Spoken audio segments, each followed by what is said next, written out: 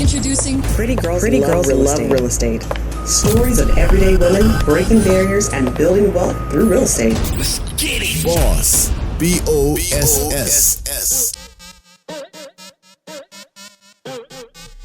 Hello, what it do? This is your girl, Jessica Washington. We're here with another episode of the Pretty Girls Love Real Estate podcast, and I'm super excited for my guest this week.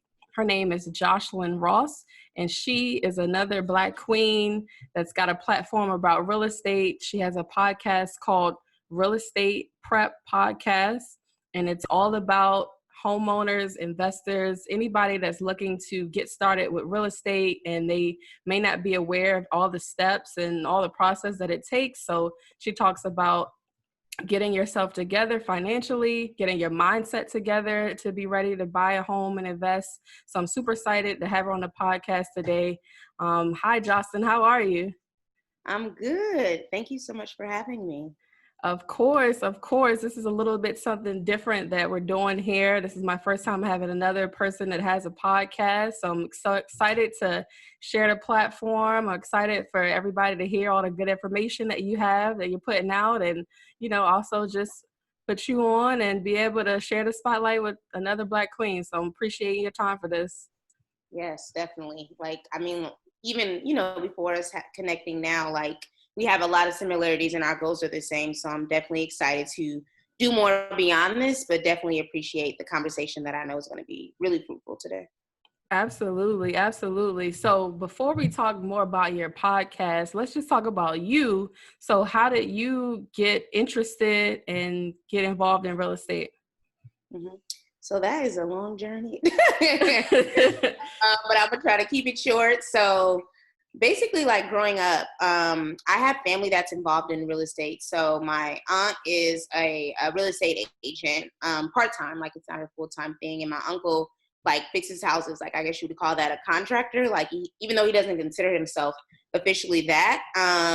So it was always kind of around me growing up, but I never really paid attention because obviously, as a young person, that's not your focus. But it wasn't really until sort of my, once I was getting ready to graduate from school and I started working that I realized that, I'm doing a lot of work for somebody else and I don't really have any assets. And I know, based on experience that, you can have stocks and bonds and all these other things, but real estate is really that avenue that will help you to build wealth. So I started really thinking about it, once I really was out of school and living on my own. I was okay, I'm paying all this money for rent. I need to think about purchasing a home because A, that builds wealth, and B, it's I just want to have something that I can pass down, to generations, after generations. And so I started my journey when I was living in Maryland. I lived in Maryland for about 6 years. I loved it there, of course. And so I connected with a woman at a speed networking event for businesswomen. And her name is Alicia. Shout out to her. That was my agent at the time. And I thought I knew enough just being connected to agents in my family, but I didn't really know a lot. And so she really had to hold my hand through the whole experience. And I'm so thankful for that because I know a lot of agents are really just after the commission, but she was I want to make sure that you're 100%, aware of everything that you're walking into. So even breaking down the importance of inspections and the different type of homes and how they differ and HOA fees. There was just so much that I didn't think about. And when I walked into it, I was okay, well, I know what I want. And I just had a whole list and she was okay, well, let's break this down because you want what you don't really need. So that really helped me to get crystal clear on what I needed. But one challenge was in my way, and that was really just my debt. Most millennials, we just have debt. We have student loan debts. And I had a lot going to an HBCU. So, when I got my pre-approval, I was excited, but I was also kind of sad because, I don't know if your listeners know, because you're from the DMV area, but DC is getting more and more expensive every day. And I didn't want to live in the city proper. I just wanted to live in Maryland. But obviously, everybody's looking to live outside of the city and be able to commute like I was. So we were looking at homes, and I put in offers and I just knew that nothing was coming back. I just kept getting deny after deny or just not hearing from anybody. So I'm okay, I know it's my debt to income ratio. It's just way too high. These student loans are just literally sitting in my back pocket and following me everywhere. So I just had to take a step back and just kind of get my finances together. Cause like I knew like working with her, like, okay, like your interest rate is going to be negatively impacted. You know, you might be qualified for this great home, but that interest rate is going to hurt you, which is going to hurt your overall mortgage payment. So I was like, all right, you're right. Let me like think about this. So I thought about it for 2 years and actually did some work to pay off my debt in full. Obviously educate myself on like different homes and like where I want to live. And of course, like since then, like I left the area and now I'm in Texas and I am actually not even thinking of single family. Like I'm, you know, cross that off the list. Like we're good there. Like, you know, fast forward, I'm good. But now I'm thinking about multi-units because I know that the cash flow on those type of properties are so much higher. And I just feel like it's just easier to manage, and it's really a even better way, in my opinion, to build wealth. So like I said, like I'm not looking at single family homes, been there, done that. Now it's like my true investment property is going to be this multi-unit. So that's what I'm currently in the process of finding. All right, that was super interesting. First of all, shout out to the DMV Yes. for sure. And like you said, I'm from DC originally, and I haven't lived in DC for maybe like the past 5 or 6 years. But every time I go home, there's something new being built. There's some, you know, new development going on. And like you said, the prices of everything, land, real estate, anything is just skyrocketing in that area. So definitely understand your challenges with that. And I'm definitely glad that you mentioned about student loan debt, because that is definitely one of the challenges for people within our age group to, you know, be able to invest in anything, because there's so much debt and you got to keep working to build up the down payment to be able to afford real estate. And also, like you said, the debt to income ratio to be able to qualify for an affordable mortgage. So how's your journey of looking for multifamily properties been going so far? Well, you know, it's kind of the same process, but the only difference now is that my finances are like on point, credit score on point, like everything is ready. But the problem that I'm finding with Texas in particular is that this is very much a single family state. You know, living in Maryland and up north or even on the West Coast, like there's less land. So it's normal for you to live low key on top of one another, even though I know that's not the proper term. It's just less space, which means that there's more, you know, duplexes, triplexes, fourplexes. And so the few that I've looked at thus far have been, you know, in existence for years. They just need a lot of work. And for me, like, I don't want to walk into something that needs 60% of work. So originally when I started looking, I was looking in specific areas, but after connecting with a realtor now, like who I've been working with, she's like, okay, well, like, let's think beyond these areas that you're interested in, you know. So she gave me a list of other places that I should explore. And so we haven't looked at them just yet because things are a little different, of course, with this COVID, but we've done some virtual tours and stuff like that. So I just need to finalize what I'm interested in. But there's really no rush because I want to wait for the right opportunity. I don't want to just jump into something and realize that it wasn't what I wanted. So the biggest problem thus far, thankfully, isn't my finances. It's just finding the right properties. But the good thing about what's happening now is that a lot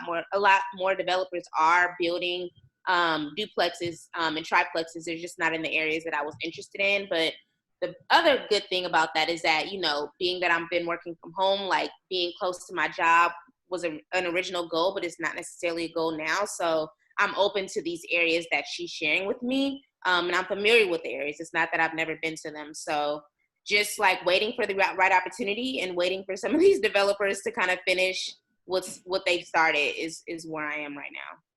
Got you. And you say you're in the Houston area of Texas, right? Mm-hmm. Yes. Okay. Yeah, that was definitely interesting what you said about multifamily, because being from DC area, as far as I knew when I was growing up, there wasn't that many multifamily houses, especially in Maryland too.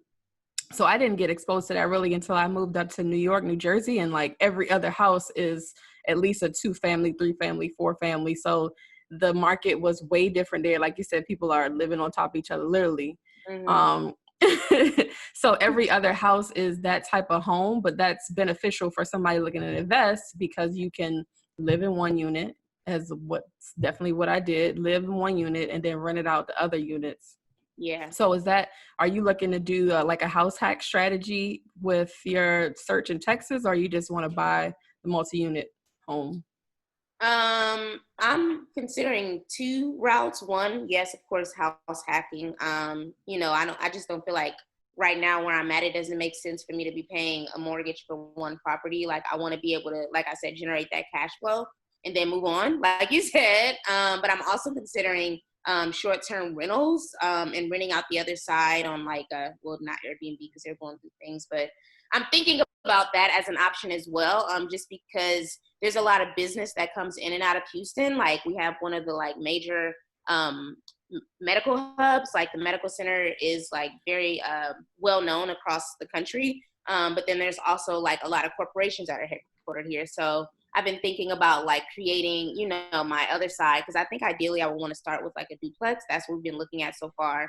And like targeting like professionals that are coming in and out of the city. So I'm open to one of those two routes. Originally it was just like house hack, but I'm like, okay, well, you could actually save yourself less, stress by, removing the whole tenant capacity and just focusing on people that are coming in and out. But obviously that will change depending on what's going on. But even like, as of late, like when I spoke with the agent in particular, she was like, well, even think about like targeting nurses, because a lot of traveling nurses are also traveling. So, well, of course, but they're like, they're on the road, because, things are going on all over the place. So thankfully, like, I haven't like put an offer in on anything, but it's just good to kind of have someone that's thinking for me, because I have my own thoughts, but it's always good to hear from her about what, the capacity is, especially because she's born and raised here and I'm not. So I'm very open to her opinions, but typically I know it's going to be one of those two routes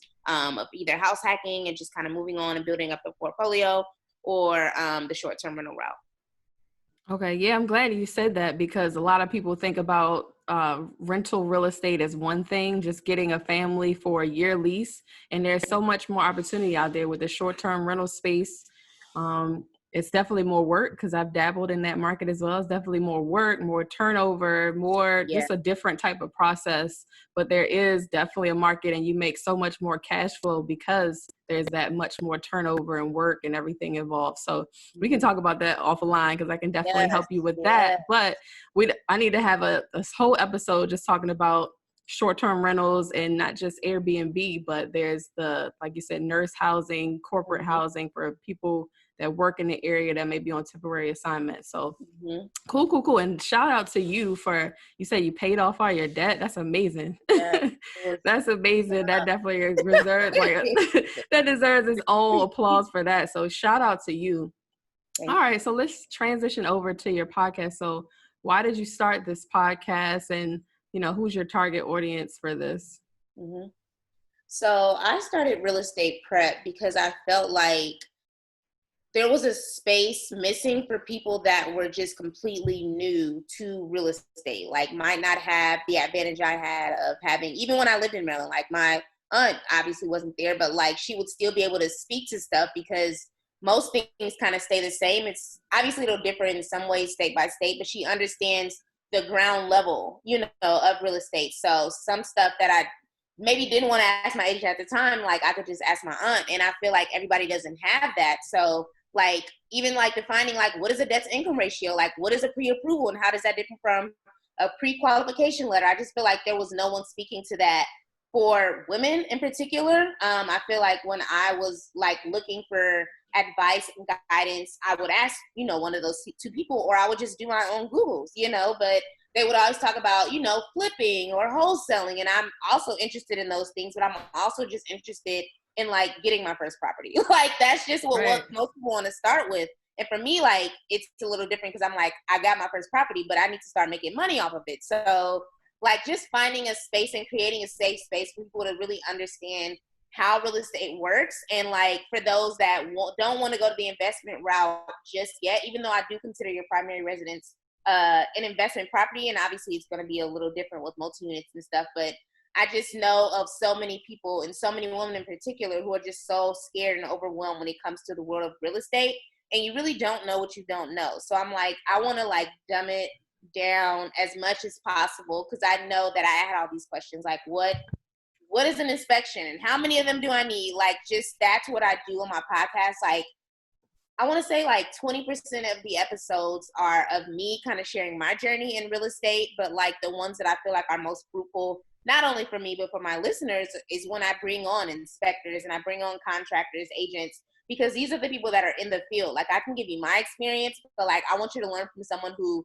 is living and breathing this every single day. So like, beyond that, like, I'm working on creating like different spaces for them to actually, you know, have Q&As and conversations with these people that I bring on, because I've really enjoyed every guest thus far. But I mean, my goal, like I said, is for the first time home buyer who is I look at my own analytics, and originally it wasn't just geared towards women, but like, that's who's been reaching out to me. Like, I have a free challenge going on right now, and like, they're, you know, asking me more questions, and I'm like, okay, you asking me specific stuff that like only an inspector would know, or like only a lender would know. So like, creating more safe spaces outside of the podcast is my ultimate goal, and things that I'm working on now. But really, it's for that woman who's the woman that's a first time home buyer who wants to buy a home but doesn't necessarily know where to start. And I provide them with some of those gaps of the questions that I'm sure they have that they might not be able to get answers from. That's dope. And I appreciate that work that you're doing, because I have a lot of friends and people that I know personally that are, like you said, intimidated by buying a property. And I mean, it's for real, it's not that hard, but there is more to it than just, you know, calling up an agent one day, going out to look at houses, and, you know, going to the bank, getting a mortgage. There's a lot more involved in it. There's money that you have to spend to make sure that you're getting the right investment before you even purchase the house or go through the lender. Yeah. And also just being able to, yeah. And then the process of finding the right agent to work with, because there's some agents out here that, you know, they just want to get the sale. So they're looking to take the path of least resistance, just push you through the process. And it might not necessarily be the best deal for you. It might not be the best personality to work with.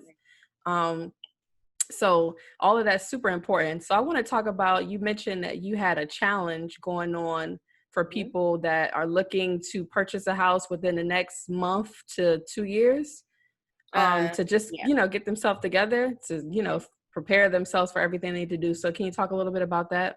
Yes. So I have a free 7-day challenge that basically happens through email. So on my website, like, you can sign up, and it kind of breaks down everything that you'll want to know when it comes to like qualifying for a loan. Like, I know that there's other types of financing, of course, seller financing and all this stuff, but for this challenge in particular, I'm focusing on traditional financing, which is like loans through banks, you know. So I know, just going through the process myself, the things that are important that people need to know of, and what they need to do to actually do that. So each day I focus on one different thing, and I assign one different task for them to actually complete. So like, what are some of the days? Like, day one is just you visualizing and like getting your mindset right for like home buying, because it's going to be a lot different from you being a renter. And then like throughout those other 7 days, we're talking about getting a pre-approval letter, but I'm preparing you with, you know, all the things you'll need to do that. So you want to know your income, you want to know your own debt to income ratio, you want to know, you know, what's coming in, what's coming out, you want to know your credit score. Like, all of that is going to impact what you're pre-approved for. And a pre-approval letter is always good, because that signals to sellers and it signals to agents that you're serious about it. Like you said, some people just go out there and start looking at homes, and it's like, well, sis, you don't even know what you qualify for, and you want to don't even know how much home you can buy. No, and some people, exactly, and it's like you bit off more than you can chew. You bought a $300 home and you only make $1,500. It just doesn't make sense. So like, that's what the challenge focuses on. Like, it's all things finance, like getting you familiar with what your numbers are and how to calculate them yourself, so that you walk into the bank with what you need, because they're not just going to pre-approve you. You're going to need some of this stuff that we go over in the challenge, but also like, you know where you stand, so that at the end of the 7 days, you know what work needs to be done. If your credit score is, you know, above 700 or wherever you want it to be, according to which which loan you want, then great. But like, if it's not, then at least you have resources, and I'm providing you with like my experience, my expertise, so that you can work on that credit score, or you can work on your debt to income ratio, or you can pay off your loans. Just all things finance, because all of it is so, so important.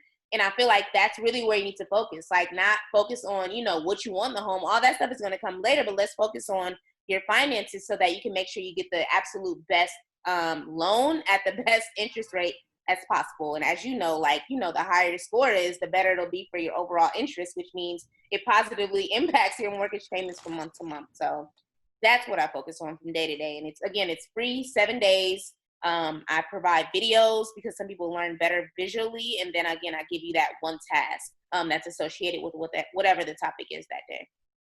Okay, so definitely for everybody that's listening to the podcast and watching on YouTube, we're going to drop the link so you can access the challenge. We're going to put it in the show notes for the episode. So definitely something you should check out if you are looking to buy your home or investment property and you're, starting from scratch, you're not knowledgeable. It's definitely important for you to understand what your financial position is right now, so you can know what the work that you need to do to be able to qualify. And it's so powerful that you know what your situation is and you come in with a position of knowledge, because that'll help you to negotiate better with your lender. They can't take advantage of you and charge you all these extra points. When you talk to your agent, they can't just take you anywhere because you've done the research to know what you want.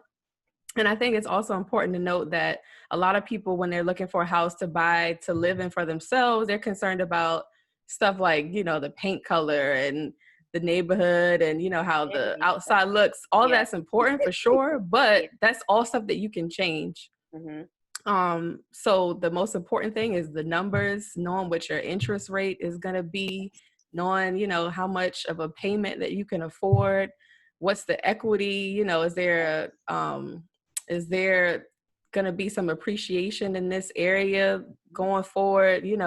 What can you do to force appreciation on the house? Is there any work that you need to be done? Is it a multifamily where you can get rental income, and how much is the rental income comparables in the neighborhood? So all that stuff is super important. Yes. Check. Cool. People don't even think about the stuff that happens after you get in the home. Like, taxes can be a beast depending on where you live. So I agree. Like, focus on the numbers. The numbers will tell you everything you need to know so that you can make sure that this is a good investment. So I love that. I love that you brought all of that up because it's so important. Yeah, taxes can for sure go up because I had properties in New Jersey, which is the most expensive tax in the country already. So if they go up, that definitely affects your mortgage payment and how much you need on escrow. It's important to know what type of insurance options are available because, just like car insurance, you can compare and contrast and go to different people and negotiate different rates and stuff. So all of that is super important. Mm-hmm. All right. So besides that stuff, just preparing people to purchase a home. One of the episodes that I've recently listened to in your podcast talks about all this stuff that we're going on in the world right now with these protests, all the unrest that's been going on in our community. And episode that I really liked is you talk more in depth about the Tulsa race massacre. So can you just briefly, for anybody that may not be aware what that is, can you just briefly tell about the story and why you think it was important for you to shed some more light on that on your podcast? Yes. I mean, the fact that you even referenced that makes me feel good because I was so nervous to put that episode out. Like, no, it was dope. It was dope and so definitely needed. Yeah, and I was like, I can't just continue life as is. Like, this is really impacting me, and the fact that it just happened to be the anniversary, that Sunday, and I was releasing that Wednesday, I was like, I might lose some listeners, but I don't really care because I'm Black first. And, I'm always going to use whatever I have, uplift and just educate people. It doesn't necessarily connect with real estate and preparing you to buy a home, but it's important, I feel like, to know your history and to know that you come from excellence. And that's basically what Tulsa's Black Wall Street is. So there is more than one Black Wall Street, but I feel like Tulsa is the most notable, and that's the one that most people know about. And living in DC, really, I mean, I feel like I should have gotten this in Atlanta, and I did, but I feel like being in DC really opened my eyes to Black power and like Black excellence on another level, because there are so many, I mean, even when I lived there, like Obama was the president, and like there was just so much like Black excellence from all types of careers. And I was a part of this community that it's called the Black Upstart. I'm sorry, I should say it. So I went through this community called the Black Upstart, which is like a business accelerator. And we would always talk about having a mission and a purpose behind your business. So like with everything that I do for myself, because obviously I don't think I can really bring that to my job, even though sometimes I do, like have a purpose and like use your platform for good. So I just always kept that in mind as I developed Real Estate Prep. And I was like, okay, well, this is a great opportunity to tie in like housing and educate people on like the history that's not being taught in most schools. So Tulsa's Black Wall Street was just like the bomb. Like think of like Wakanda, I guess would be like a normal note now, but like on a level that's it definitely is. A level that's achievable. And, you know, Tulsa was home to a lot of Black people that were escaping the South, or just other areas where they just felt like their voices weren't heard. And they found this district, the Greenwood district in Tulsa, and created their own Wakanda. I don't really know what else to call it. They created their own community of Black businesses. So think about everything that you do from sunup to sundown. Go to the grocery store, go to the dentist, you know, go to the doctor. Like all of these spaces that you saw were Black, even from like transportation. Like there was a Black guy like who created a transportation system that everybody used. It wasn't even just exclusive to Black. So like that's where I always like to start. And then of course, like when it comes to equality, that was still very much a segregated time. Like this was happening in the early 1900s, and then fast forward to 1921, there is a young man who walks into a building downtown, a Black shoe shiner walked into a building downtown, got on the elevator with this white woman. The white woman starts yelling and screaming after 5 minutes. Well, not 5 minutes, like 5 seconds. So of course everybody's worried. It's this Black guy and this white guy in the elevator. It's an enclosed space. They think that, you know, he raped her. That never came out. She never like admitted to it, you know, like none of this. Like she never gave a statement or anything. But at that point, like there was already an uproar because of, you know, racial relations. Of course, this is the early 1900s, and unfortunately we're dealing with this now in 2020, but that's another story for another day. So that just created a whole like uproar. So, you know, the whole Blacks versus whites things was a real thing. So they put him in jail. And then of course, like, I don't want to say certain things. So they put him in jail. And then of course, like some other, you know, white folks felt some type of way about it. And they wanted to like lynch him. Like lynching was a thing. I mean, you know, lynching was a thing back then. But lynching is a thing in 2020 still, yeah. Unfortunately. It just makes me angry over and over. But they wanted to lynch him while in jail. And of course, like that got back to the community, Greenwood district. And they like were like, they went to the sheriff and was like, hey, like we got word that you're trying to kill this man who hasn't even been committed for anything. And we want to protect the jail. And they didn't agree to that. So basically like downtown Tulsa became like this whole big, you know, I don't want to say a protest. Like it became low-key a riot, and like people brought guns and things started really like happening. So that translated back, you know, to the Greenwood district. And, you know, from that night to the next 24 hours, they like set it on fire. Like all of the Greenwood district, all of Tulsa's Black Wall Street was like set ablaze. They killed people. They sent their children to kill people and like even collect pieces of their body. That's what really hit me. It's like you send your kids, you already are educating them not to like someone based on the color of their skin, but you also send them out to shoot and kill and collect stuff for like, you know, like you would trophy, like it's something to be proud of. Like I was so angry. Like I mean, I knew about this, like I said, for years, but like I had never really sat and like dived really deep into it. So that really like opened my eyes to that we can accomplish so much more if we work together collectively. But like jealousy is the root of all evil. And the fact that they took this small situation of a woman yelling on an elevator and nothing ever really happened. Like we still to this day don't know what happened. We just know that he was never charged for anything. But it created this whole big massacre of you killing people, like killing their kids, setting businesses on fire, like setting homes on fire. And like we don't even have the remnants of what happened. Like there's only so many survivors that are still here because people like left Tulsa if they could, of course, but like some people just don't have a story because, you know, back then there weren't phones and all this thing. So you really have to like dig deep to kind of find this type of history. But I'm so thankful for phones now and the YouTubes and all these online sources, because it just shows you that, you know, we can still persevere, but there's still going to be, you know, challenges along the way. And I feel like that tied into housing for me, because even the process of getting a loan, like that wasn't common for Black people, you know, for the longest. And there's still a lot of challenges with getting loans and houses and businesses now. So I just felt like we were just mirroring what's happening now. And it sucks that they fought for these type of, freedoms for us and fought for equality.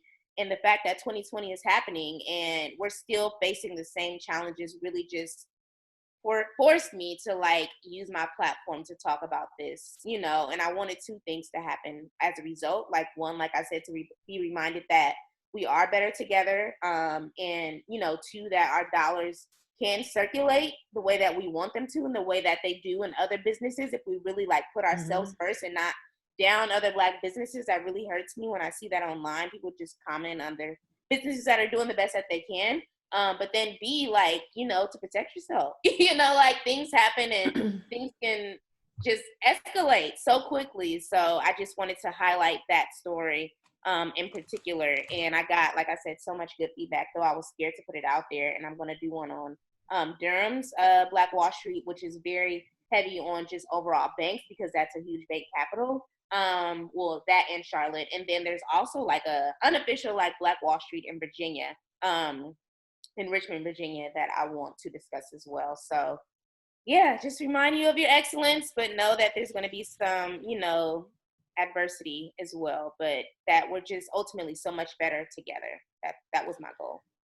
Absolutely. I'm so glad that you shared that story and like you put it out there for people. Like you said, even though some people might think this is off tune or off topic from what your podcast is usually about, but it's super important because it affects everything. And ownership period in our community is super important. Like, why do you think that they've tried to keep us so long from owning anything? Because economic power equals equality. Like, redlining is a huge thing that's still affecting us right now, and why so many Black families weren't able to build wealth. And we're talking about banking system and loans. For so many years, those like FHA loans that were given after the Great Depression in 1929, after they started that program, they basically like literally redlined, circled off communities that were predominantly Black and told the lenders that you can't lend to these areas. So, white family, Black family making the same amount of money, the white family is able to purchase their home and, pay a low down payment and continue to build their wealth, and they can pass on that house to their kids and their grandkids. Meanwhile, the Black community, all of us are renters, and that's how like these projects started. All of us are renters. We can't build any wealth because we don't own anything. There's nothing to pass on to our kids. And then also that trickles down because since we don't own it, we don't go through the process and we're not learning about ownership. So we can't pass on that knowledge to, our generations after us. So it all has a trickle down effect. And, they were trying to keep all that from us for a reason. So the Tulsa Black Wall Street is kind of just like a microcosm of the entire system. Obviously, it was a horrible tragedy, but it goes to the larger point that, we have to own, like it's so important to own. It's so important to own that they were trying to keep it away from us. So now we got to circulate our Black dollars. We got to continue to uplift Black owned businesses. We got to put our money in Black banks so that wealth can be circulated through our community. And we can eventually get to the point. That's the only way we can really be equal, is if we can share economic equality. So absolutely. Yeah. I mean, we live in a capitalist society and money talks, like that's all I could think of as you were talking. Like, you don't have a say so as a renter. Like you could try, but like when it comes to even like community meetings, if you happen to live in a townhome division or a condo division, like you can't just show up, like it's just money talks, and like ownership is really what's going to help improve things. And that's why I'm like, what's going to appreciate over time? Like these bags and all these things that we're buying, like I'm not saying don't buy that, but like think about your future. Think about the kids that you might not even have yet. Like if you don't have that knowledge, they're not going to have that knowledge. And then that cycle of poverty is just going to continue. So I love that you said that. And that's why I always push ownership. Like I'm not saying buy up a whole block. I think that's everybody's goal, if you're into this, but like just start, that's my goal, is to just get people to start. That's what I want. Like, is people to take action and know that ownership equals a say so. It equals a seat at the table, as people like to say, but it also beyond a seat at the table is to build your own table. Like, I love seeing, you know, Black investors, Black developers, because I know that what they're doing is going to help someone else, even if it's just them following you. You know, to have them change that mindset is a great first step. And once you change your mind, you can change your whole life. So I love that you brought that up, and it all connects to one another. Absolutely. And then we got to also just remember to keep getting in the mindset that all these other races of people and groups of people, they built that wealth through collective economics and putting their wealth together. Like, if you're on your own, you can only do but so much. But when you band together with people, then you can buy these big buildings, you can build skyscrapers, you can start your own bank and all this other stuff that will really bring quality to our community. So all of that is super important. So I'm definitely glad again that you bring it up, and I'm looking forward to the episodes in the future, because some of those other Black Wall Street areas that you mentioned, I'm not educated about. So I'm definitely looking forward to learning more about it. Okay, Cool. So we're going to wrap it up here. And one of the things that we do for every one of the guests is we have the Fabulous Four, which is 4 questions that I ask everybody that are related to real estate. So just answer from the top of your head, anything that comes to mind. So the first question is, what is your favorite book about real estate? My favorite book has already been said because I listened to your other episode. But I will say it again, Rich Dad, Poor Dad. A whole mindset change happened after I read that, and that's really where my spark for multi-units started. Rich Dad Poor Dad, and then I also read this other book by Patrice Washington. I can't remember the exact name. I think it was like The Financial Fast or something, and that doesn't necessarily help with home ownership, but just or real estate in general, but it really changes your mind around finances and how you manage it. So I have to get the name of that and I'll send it to you because I forgot. I think it's like The Financial Fast or something. Okay, yeah, we'll definitely put the information about that one. We'll put The Financial Fast because, like you said, somebody already mentioned Rich Dad Poor Dad, which is like, you know, a definite must read for anybody. It's not even necessarily about real estate. It's about, you know, managing your wealth, building wealth, and kind of changing your mindset of being a person that just works for money. You know, you work for your time, it's traded for money, as opposed to building something that can make you money while you sleep. So that's just important for everybody to read. All right. The second question is, what is something you personally want to learn more about as far as real estate? I am interested in the contracting side. Like, contractors make money. Like, if I could get my uncle to move out here, we would start a whole business because people want good contractors. And that's honestly an area that I feel like I don't know much in beyond what I saw him do or beyond the small things that I've done myself. But like, contracting and finding good contractors is something that's really interesting for me. And I would love, like I said, not to be a contractor, but if I can like collaborate with some and like create a community so that, you know, the good people that are out there like has more exposure, whether that's through my podcast or some type of business formation, like that will be the goal. Definitely like contracting because everybody needs something done. So that's really an interest of mine. Yeah, that's super important. Everybody that I talk to that's a real estate investor, the thing that they always mention with contractors, like you said, it's hard to find a good one, and the good ones are always busy. Yeah. So it's like a double-edged sword, but that's super important because you think about it, if you're trying to renovate a property, your contractor is going to be the one that adds value. So you want to make sure that they're good, make sure they're credible, and make sure they can complete stuff on a timely fashion under, you know, a reasonable budget. So super important. And there's so many opportunities, like you said, with all these companies now are like trying to devote all these dollars to diversity initiatives, like being Black is now in vogue.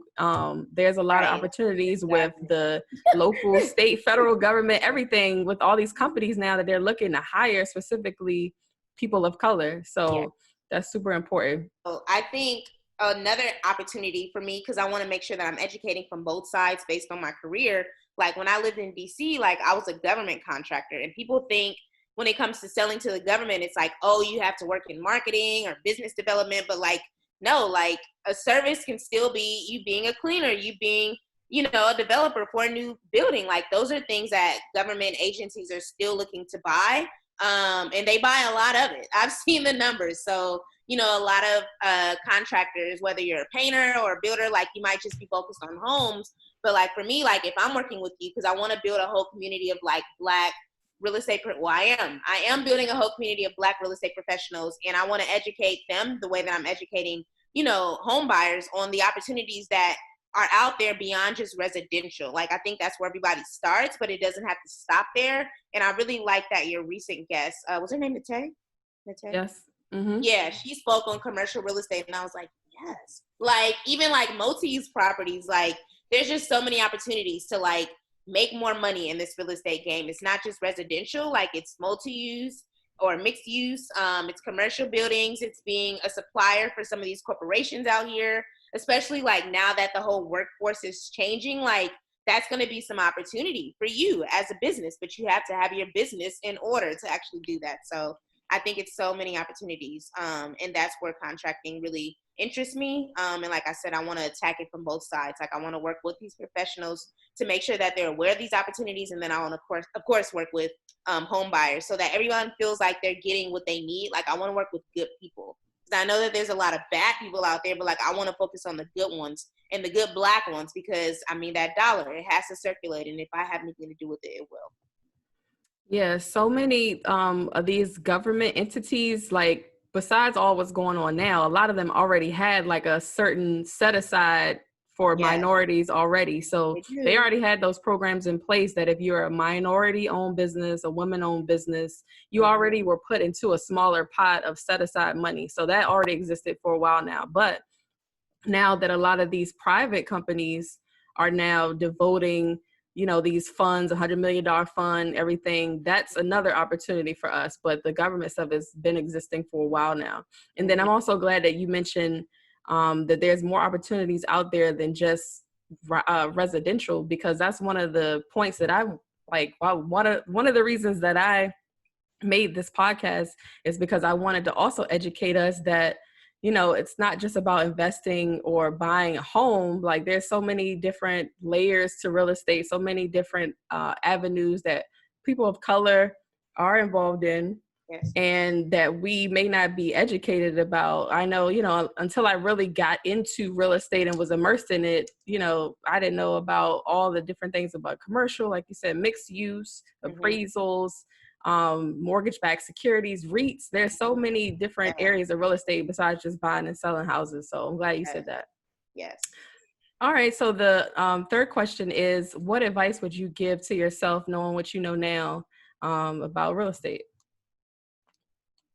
Don't waste your money. I feel like I wasted a lot of money trying to cut corners when it came to repairs, or I just felt like I was focused, like the things that I should have been spending money on, like I wasn't, and the things that I was spending money on, like I shouldn't have. Like I wish I would have started earlier, and I wish I would have had the right mindset around money, because money talks. Like I keep saying that because it's a huge thing. Like I always would say, or like hear people talking about like buying back the block and having 10 doors. And I'm like, how the heck did they do that? But it starts with the mindset, and they use their money properly, or they didn't use their money at all, and they used other people's money. Like OPM is a whole thing. So, but still, I always would want to have like a safety net of my own, or safety nest of my own. And like money and mindset is something that I wish I would have tackled earlier, and realizing that, you don't have to wait until you're 30 or 35 to buy your first home. Like I just had an episode with a fellow HBCU alum, and he speaks to HBCU students around like buying the property around your university. Like instead of you renting through the school, like you still can do that, but you can also own the property and have like your roommates pay you, and that can be official student housing. So I think those would be the two biggest things, is like, don't waste your money and like, just don't waste your time, and like change your mindset around getting started with real estate. Cause like you said, like you don't have to like just buy a home. It doesn't stop there. You can also do all those other things that you mentioned, but utilizing what's already around you, like pulling together the resources that you have with some of your friends in school to buy a house, and y'all can keep that for years and like rent it out to students, make it official with the university. Like that's something that I wish I would have been doing earlier. So like I was wasting my money on, refund checks would come and I would be going to spring break and stuff. And I'm not saying you shouldn't do that, but I wish I could have like cut it in half, maybe still go, but like put some money aside. And that's just not what I was doing. And my mom told me I should have been doing that, so just starting early, changing your mindset around, appreciation of things, and then, using your money for good things. Yeah, definitely. I listened to the episode that you mentioned, and like he says, like, use your refund check that you had to buy some property. And if you and your roommates all put your refund checks together, y'all could be more than likely paying less a month for your mortgage than you would for, whatever you paying to the school for room and board and stuff. And then it's an asset that appreciates, and then it can make you cash flow. So even if you're a broke college student, quote unquote, you can still buy a property, especially in those towns that he was mentioning around HBCUs, offering properties. You can get something for under $100,000 and it'd be a nice home still. And, have that money working for you. Absolutely. All right. So the last question, not really a question, but can you please shout out one other woman that that's doing some amazing things right now in real estate? Yes, I have two. And I should have wrote their names down. One is there's two Britneys that I really, really like. And I want to get their links correct. That's why I'm trying to pull it up. Brittney Rogers, her Instagram is Houston. Sorry, hold on. Oh, I think I know her. Houston Homes. Yeah, Houston Homes. I feel like I know her. Like her stuff be on point. Like I definitely want to shout her out because she's education first. I feel like I follow a lot of people that have these small groups and like all that's great, but like, are you just chasing the dollar, or are you really trying to empower me through education? And the fact that she gives so much free game away, like just inspires me, and I can only imagine how great some of her other stuff is. So she's a developer too here in Houston. So I'm like, all right, well, sis, I'm following you just in case you're working on something that I want later. And then I have another Brittney who is based in St. Louis, and she's not a builder. She's a real estate agent, and her like specialty is like first time home buyers. But she's really been selling a lot of multi-units, which is what I like, because I'm like, it's cash flow. Like you live in the home and you can still make money off of it and make even more money off of it passively. So I love what she's doing, and I can't remember her Instagram, but I will send it to you. But she's doing really good, and I love her content. For me, like education is first with everything, and I don't like people who put everything behind a paywall. Like give something away, like I get it. We all want to make money in our business, but like if I don't trust your free stuff, like how would I want to invest in something that's behind a paywall? So both Britneys are killing it. One is a developer and a builder here in Houston, and the other one is a real estate agent in St. Louis. Absolutely. Shout out to both of them. And like you said, it's good to provide value and then make people trust you. Then, it's, easier to sell something. So definitely a good gem, major key there for sure. All right. So let's just wrap it up here. Please tell everybody where they can find you. Tell us, how we can listen to your podcast, and then any other information that you want people to know about something you have coming up soon. Okay. Yes. So you can follow me on Instagram at Real Estate Prep Pod, spelled exactly how it sounds, all the P's, all the E's, all the S's. And then my website is realestatepreppod.com. Everything is just Real Estate Prep Pod across the interwebs. And you can find me on all streaming platforms. I release an episode every Wednesday. I call it Wealth Wednesdays. And like I said, 20% of it is me kind of just detailing my journey and the things I've learned. But the bulk of it is having guests on. Some of them are my friends that have gone through their own, journeys with real estate. Like my most recent person that I had on is my friend, Conmi. She just sold her home in Maryland. She's from Maryland as well, and she lives here in Houston. So I felt that was important because people, they might get into it and life may change, they may move, and you might decide, okay, do I just sell it or rent it? So I think I will also have an episode about like renting homes later, but I think a lot of people just opt to sell, especially if they're living out of state. So that was also a good episode to do. But like I said, the majority of them are going to be like professionals that kind of live and breathe this world. And then, like I mentioned, the free challenge, I'll share the link with you, but I'm also hosting a free webinar for first-time homebuyers. Well, I'll kind of dive into my journey, and I will also kind of give you my own like methodology, my 8-step methodology of like what you need to do, which of course will include some of the financing that we discussed earlier, but like even like taking it all the way down to closing and what you need to expect there. So that is going to be happening on June 24th, and I just started promoting it yesterday. So I'll obviously kind of push it a little bit more, but I just want to provide like a space for first-time homebuyers to ask all the questions that they need and get an understanding of what the process is going to be before you start it, because I feel like the more knowledge you have, the less mistakes you'll make and the more money you'll save, because I mean, being a homeowner is not cheap. It's not cheap, but if you do what you need to do and pay what you need to pay on the front end, you know, i.e. inspections, like you won't have to pay, you know, on the back end, which is ultimately my goal, is to make sure that you're educated and competent to make these decisions. So, yeah.